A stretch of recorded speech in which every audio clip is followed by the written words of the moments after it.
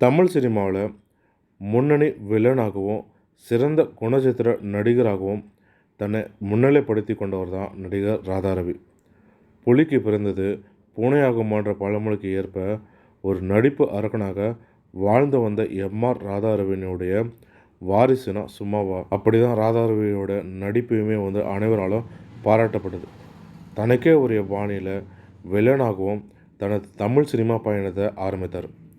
கமல் அறிமுகப்படுத்தியதன் பேரில் மன்மத லீலை என்ற படத்தில் தோன்றிய ராதாரவி டி. ராஜேந்திரன் அவர்கள் இயக்கத்தில் உருவான உயிருள்ளவரை உஷான்ற படத்தில் வில்லனாக அறிமுகமானார்.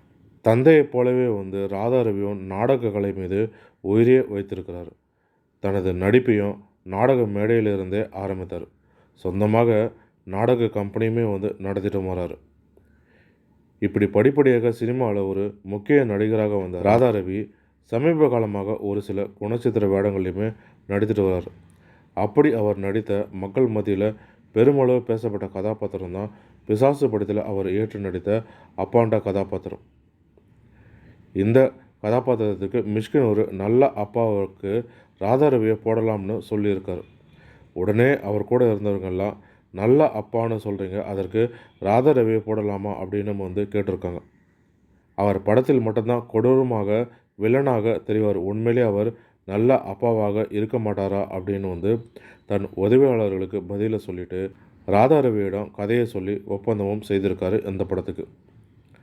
நடிக்க வந்த முதல் 4 நாட்கள் ராதாரவிக்கு எதுவுமே வசனங்களே கிடையாதாம்.